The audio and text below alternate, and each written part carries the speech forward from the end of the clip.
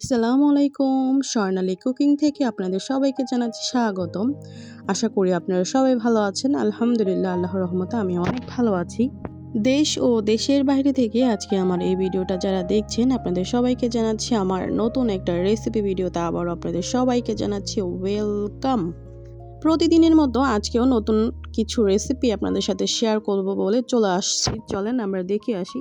প্রথমেই আমি এখানে দেখতে পাচ্ছেন কি ইয়াম্মি ইয়াম্মি খাবারগুলো। তো এগুলো কিভাবে বানাবো তো চলেন দেখে আসি আমরা।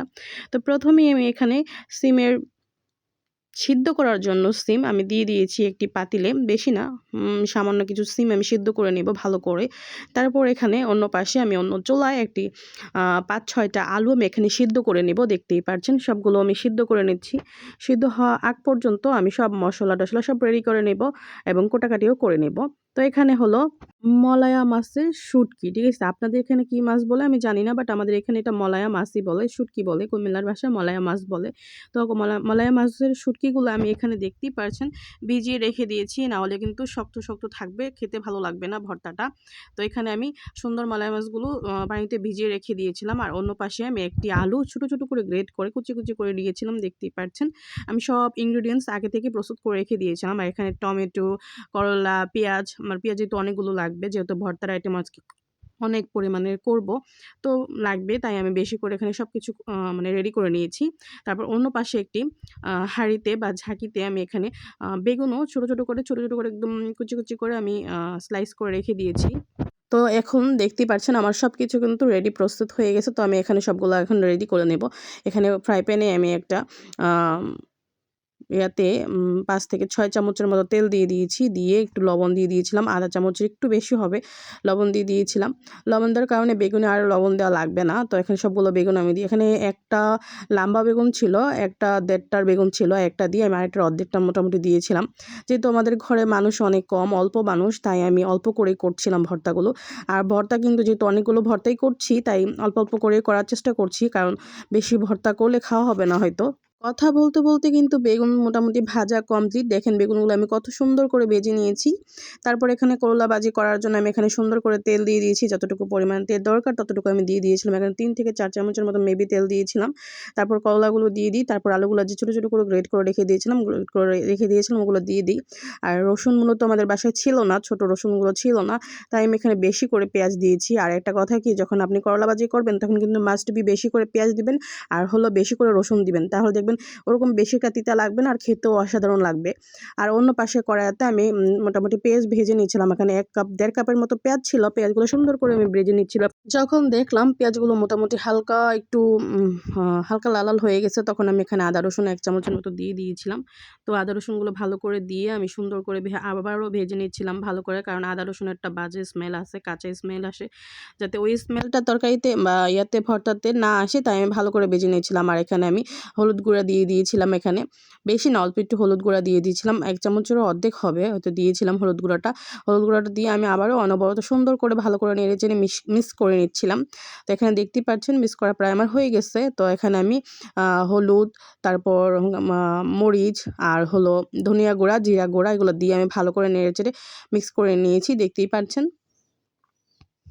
আর মরিচটা আপনারা আপনাদের পরিমাণ মতো দিবেন, যতটুকু ঝাল খেতে পারেন ততটুকুই দিবেন।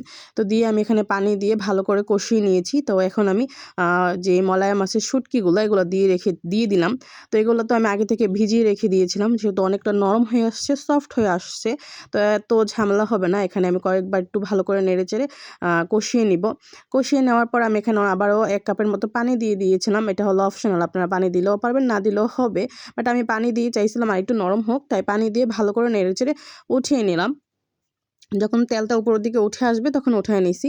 আর এখানে আমি বানাবো হলো টমেটোর আচার। টমেটোর আচার বলতে গেলে এটা মানে খেতে অনেক অসাধারণ হয়। আপনার বাসায় অবশ্যই ট্রাই করবেন, আর রেসিপি চাইলে আমি অবশ্যই রেসিপি দিব। তারপর টমেটোর আচারটা বানিয়ে নিলাম। তারপর এখানে মাছও আমি ভেজে নিলাম। টমেটোর আচারটা মূলত সরিষার তেল দিয়ে আমি করেছিলাম, তাই খেতে অনেক মজা হয়েছিল। আর এখানে দেখেন আমি সিমগুলো যে করে রেখে দিয়েছিলাম, সিদ্ধ করে রেখে দিয়েছিলাম, আমি এগুলো ভাজা দিতাম, আমার খেয়াল ছিল না, ভাজা দেওয়ার কথা মনেই ছিল না। পরে দেওয়ার পর মনে হয়েছে যে আর একটু ভাজা দিলে হয়তো ভর্তাটা আরও অনেক মজা হইতো, বাট অনেক মজা হয়েছিল সিরিয়াসলি। মানে যেহেতু সিমের বিচিগুলো অনেক বড় বড় ছিল, তো মানে খেতেও অসাধারণ হয়েছে, অনেক মজা হয়েছে ভর্তাটা সত্যি বলতে। সিমগুলো আমি একটি দিয়ে ভালো করে থেতলিয়ে নিয়েছি, দেখতেই পাচ্ছেন। থেতলানোর পর এখানে আমি একটা ফ্রাই প্যানে পেঁয়াজ আর হলো সরষের তেল দিয়ে হালকা একটু করে নিয়েছি। দেখেন হালকা একটু আমি পেঁয়াজগুলো হালকা ভেজে নিচ্ছি। তো এইটা দেওয়ার কারণ হলো কি, কারণ পেঁয়াজের একটা সুন্দর অ্যারোমা আসবে আর খেতেও ভালো লাগবে যেহেতু সরিষার তেল। তারপর এখানে সরিষার তেল দিয়ে আমি পেঁয়াজের বেরেস্তা আরও কিছু দিয়ে দিয়েছিলাম। পেঁয়াজের তো আমরা তো পেঁয়াজ দিয়েছি, তারপর আবার পেঁয়াজের বেরেস্তা আমি এখানে দিয়ে দিয়েছি যেহেতু সরিষার তেল এখানে দেওয়া ছিল। তারপর পরিমাণ মতো আমি এখানে পেঁয়াজের বেরেস্তা, তারপর শুকনা মরিচও আমি এখানে দিয়ে দিয়েছিলাম। শুকনা মরিচ এখানে দিয়ে দিব। তারপর ভালো করে আমি আবারও হাতলটা দিয়ে ভালো করে থেতলিয়ে নিব। দেখেন এই যে এই পর্যায়ে আমি শুকনা মরিচ দিয়ে নিচ্ছিলাম। তো শুকনা মরিচটা দিয়ে ভালো করে থেতলিয়ে নিলেই হয়ে যাবে আমাদের সিমের ভর্তা। তো এভাবে সবগুলো আমি করে নিব। বেগুনের ভর্তাটাও সেম এভাবেই করে নিব।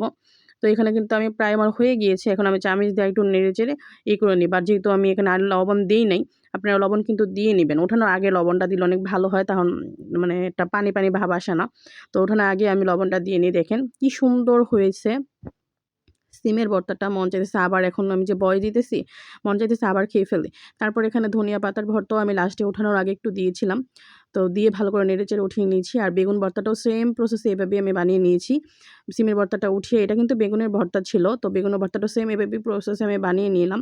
তারপর অন্যান্য সবগুলো এভাবে বানিয়ে নিয়েছি। দেখেন ভর্তাগুলো এত সুন্দর হয়েছে। আলু ভর্তাটাও আমি সেম এভাবে বানাইছি। বেগুনের ভর্তাটা দেখেই মনে হচ্ছে যে এক প্লেট ভাত খাওয়া যাবে। আর বিশেষ করে তো এখন তো রমজানের মাস, ভর্তা তারপর অন্য কিছু হলে ভালো লাগে। তরকারি কোনো মাংস, মুরগির মাংস এখন এত একটা ভালো লাগে না। এখন ভর্তা টর্তা হলে মনে হয় কিছু খাওয়া যাবে, না হলে মনে হয় খাওয়াই যায় না, এরকম লাগে। তো এখানে দেখেন আমি সবগুলো ভর্তার আইটেমই করে ফেলছি। তো হয়তো কিছু ক্যাপচারে রাখছি আর কিছু ক্যাপচারে রাখিনি। এটা মূলত হলো বেগুনের ভর্তা, আর এখানে হলো সিমের ভর্তা। তারপর হলো করলা ভাজি। আমি করলা ভাজিটা দেখেন, আমাদের করলা ভাজিটা আমরা এভাবেই করি। আর এখানে যে টমেটোর আচার। তারপরে যে আলু ভর্তাটা বেশি মজা হয়েছে ভাই, কি বলবো রে। মাছগুলোও ভালো করে ভেজে নিছি। তারপরে যে মলায়া মাছের শুটকির যে ভর্তাটা ছিল এটাও অনেক মজা হয়েছে। তো ভিডিওটা আজকে আর বড় করি না, এখানেই শেষ করলাম। সবাই ভালো থাকবেন, সুস্থ থাকবেন। আল্লাহ হাফেজ, আসসালামু আলাইকুম। আর thanks for watching my video. আর নেক্সট ভিডিও অবশ্যই দেখা হবে। আসসালামু আলাইকুম।